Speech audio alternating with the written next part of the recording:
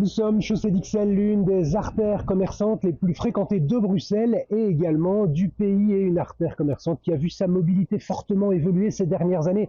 Moins de parking en voirie, plus de parking en souterrain, et puis évidemment il y a ce semi-piétonnier. Ici, la chaussée d'Ixelles qui illustre ce lien entre commerce et mobilité qui parfois peut être compliqué. On va s'intéresser justement à cette thématique et puis on va se poser une question: la mobilité bruxelloise étouffe-t-elle les entreprises? On en parle juste après ça. Générique.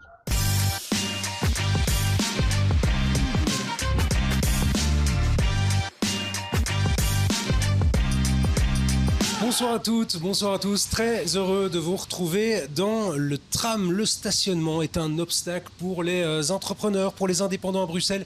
C'est l'avis des représentants des entreprises. Et je me retourne vers vous, Julie Lambotte. Bonsoir, vous êtes conseillère économie, emploi et formation au sein de l'UCM. Une sortie à la suite du baromètre des indépendants et il n'est pas tendre à l'encontre de la mobilité à Bruxelles et notamment des politiques de stationnement. Expliquez-nous un petit peu en quoi ça consiste. Oui, bonsoir et merci de me recevoir ce soir. Effectivement, on a émis un avis au niveau de la Chambre des classes moyennes de ProPartners qui émet certains constats et surtout des recommandations en matière de politique de stationnement à Bruxelles. Pourquoi ? Parce qu'on a constaté lors d'un baromètre qu'on a effectué, et donc on a interrogé des entrepreneurs, qu'un entrepreneur sur deux avait constaté une baisse de fréquentation de leur commerce, de leur bureau, suite à la suppression de places de parking. À côté de ça, on a également des entrepreneurs qui invoquaient les problèmes d'accessibilité et le problème de manque de parking à proximité de leurs établissements comme un frein pour leurs travailleurs. Et donc on s'est dit, on va un petit peu investiguer ce qu'on a fait, et donc on a rendu cet avis qui est sorti très récemment. Avant d'en venir au fond, expliquez-nous un petit peu qui sont ces entrepreneurs. Quand on parle d'entrepreneurs à Bruxelles, ça peut être très vaste. Il y a des commerçants, il y a des PME. Expliquez-nous un petit peu qui sont ces entrepreneurs qui ont été sondés. Oui, alors en fait, ça recouvre tous les secteurs. Donc autant l'industrie que l'ORECA, le commerce de proximité, donc le commerce de détail, le commerce de gros. Voilà, ça couvre les sociétés de services parce qu'on a une économie essentiellement aussi tournée vers les services à Bruxelles. Donc vraiment tous les secteurs. Et alors l'accessibilité, ça veut dire quoi ? Ça veut dire que c'est difficile d'arriver à un commerce, par exemple ? C'est difficile pour un indépendant, un chauffagiste, d'aller chez un client ? Ça veut dire quoi concrètement, ces problèmes d'accessibilité ? Ouais, c'est tout ce que vous venez de dire, effectivement. C'est d'arriver dans Bruxelles pour l'entrepreneur lui-même, pour le client, pour les travailleurs. Donc oui, ça vise tout en fait. On sait qu'il y a une politique qui est menée par la région bruxelloise, par de nombreuses communes bruxelloises aussi, d'essayer de pousser les places de parking, d'essayer de les supprimer en voirie pour les pousser en souterrain.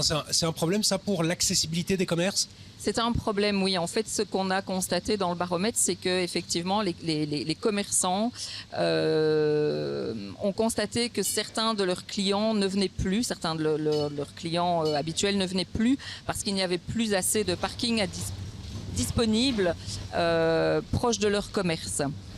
Donc ça, c'est un réel problème pour eux. Le parking souterrain n'est pas suffisant ? Mais le parking souterrain, oui, mais quand il est disponible, moi j'habite dans un coin de Bruxelles où je n'ai pas de parking souterrain, ça n'existe pas.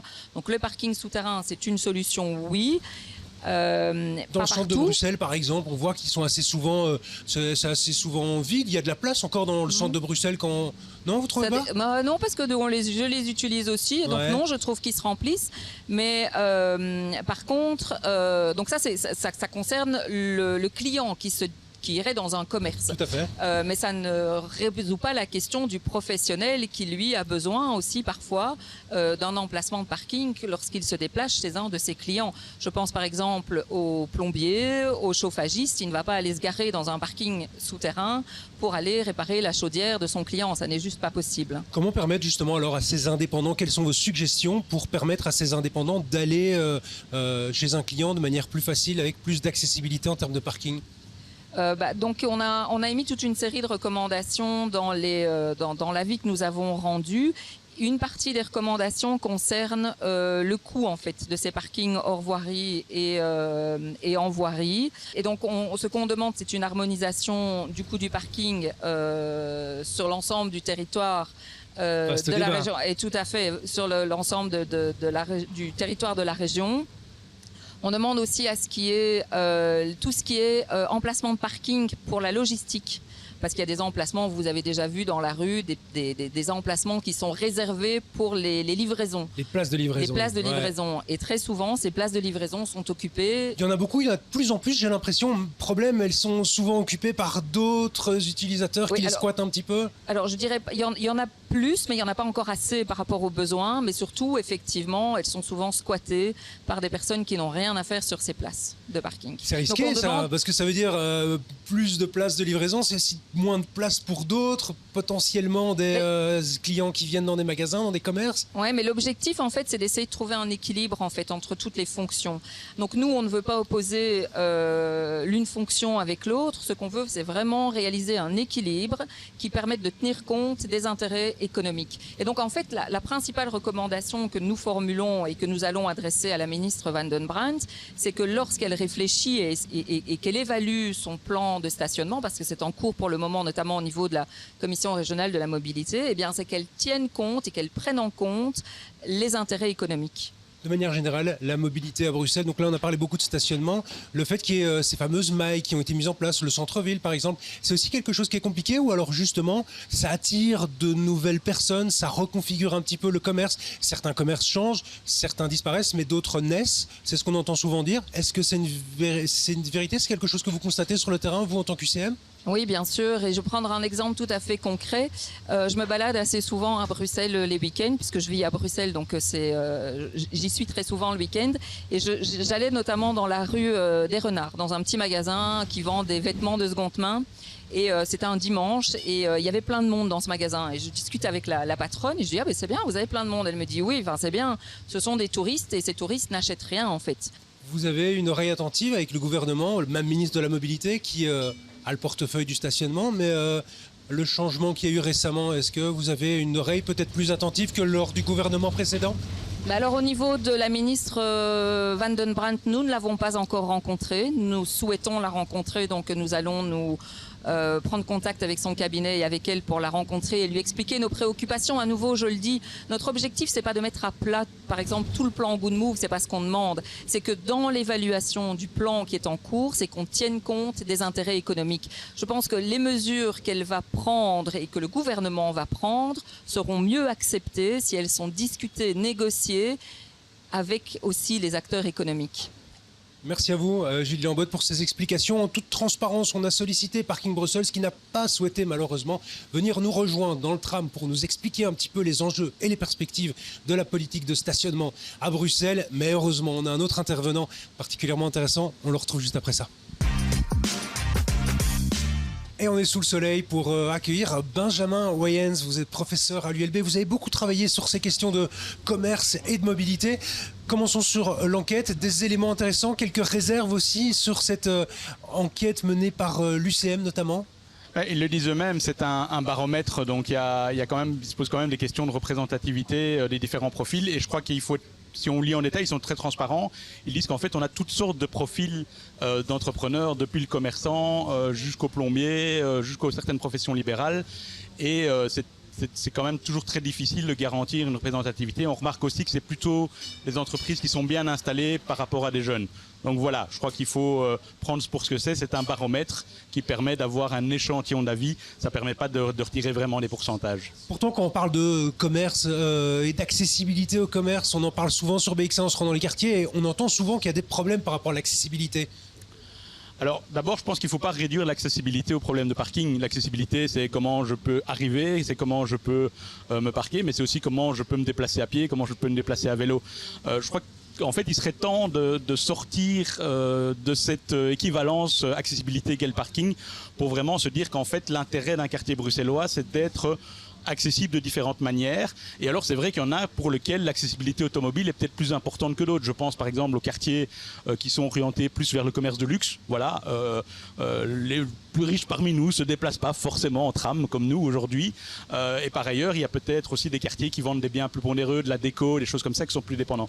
Il y a d'autres quartiers qui peuvent tout à fait vivre avec une accessibilité très mixte avec les différentes mobilités. Ce sur quoi on ne peut pas donner tort à l'UCM notamment, c'est particulièrement sur l'harmonisation. Ça, l'harmonisation à Bruxelles, il faut reconnaître que c'est quand même un petit peu compliqué. Alors là, je vais être 100% d'accord avec eux. Je pense que c'est particulièrement peu lisible pour les habitants qui, à la limite, savent déjà où ils habitent.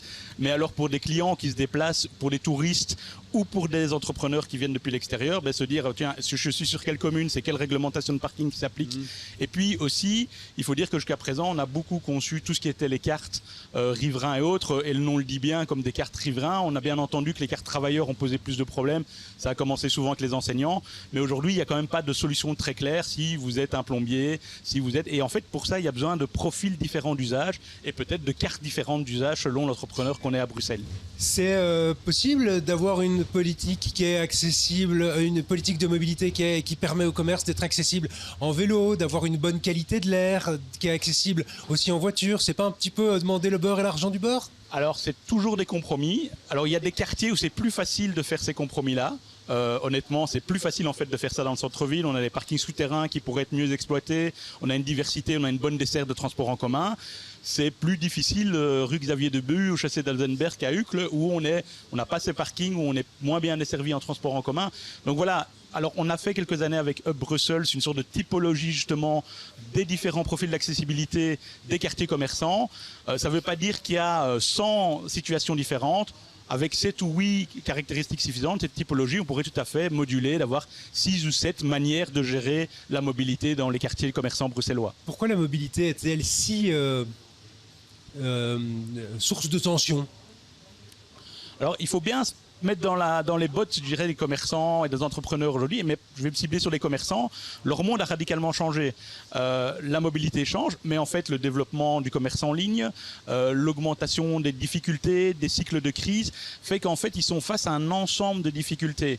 Alors, parmi ces difficultés-là, il y en a pour lesquelles on a des interlocuteurs proches. Typiquement, le parking, on peut s'adresser au bourgmestre, on peut s'adresser à la région.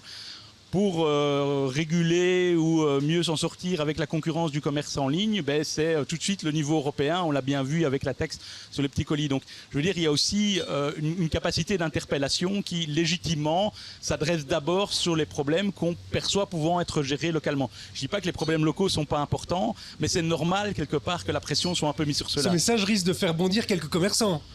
Mais non, parce qu'en fait, c'est la question de comment dans un système fédéral on peut être représenté, de la distance entre le pouvoir et les commerçants. Et je veux dire, voilà, on sait bien que quand on est bourgmestre ou quand on est ministre régional, on croise tous les jours ces administrés, y compris acteurs économiques. C'est peut-être moins vrai pour un commissaire européen. La mobilité a beaucoup évolué. Est-ce que ça veut dire aussi que le commerce évolue avec la mobilité ? Certaines entreprises meurent, d'autres naissent. Et c'est une sorte de darwinisme, si on doit voir les choses assez cyniquement.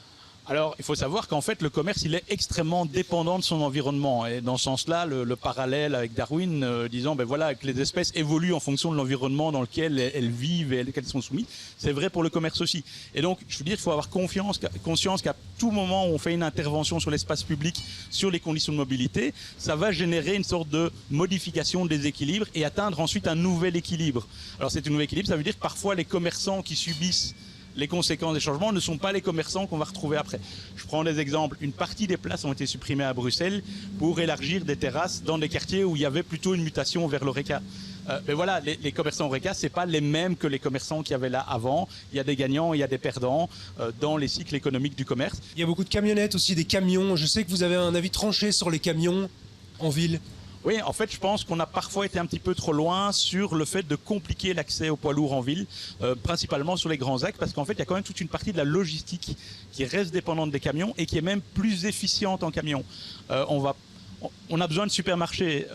Voilà, ces supermarchés, c'est beaucoup plus efficient de les alimenter par 1 ou 2 semi-remorques que par une multitude de camionnettes. Ces camions vont ensuite... Et en plus, voilà, on est ici sur un axe avec des trams, des bus. Pensez aussi à MU, pensez à la gestion de la voirie, des poubelles, Bruxelles Propreté. Il y a probablement un plan qui était d'ailleurs prévu, un plan logistique, de garder un vrai maillage logistique. Au sein du plan Good Move, j'ose le dire, ouais, voilà, il y avait un volet sur le transport routier. Il faut aussi développer et maintenir ce volet-là. Pourtant, les accidents mortels aussi, c'est souvent des poids lourds. Donc, comment séparer de nouveau le trafic Alors, c'est y compris parfois parce qu'on n'a plus laissé assez de place au camion. Alors, je prends un exemple un peu didactique que les gens comprendront bien. Si vous êtes un camion que vous devez desservir le quartier de l'avenue Louise, vous ne pouvez pas rouler dans les petites rues. Vous ne pouvez pas non plus prendre les allées centrales qui sont celles des Tuzennes qui sont interdites aux 3,5 tonnes. Le dernier endroit où vous pouvez rouler, c'est les allées latérales. Ces allées latérales, aujourd'hui, ce sont des rues cyclables.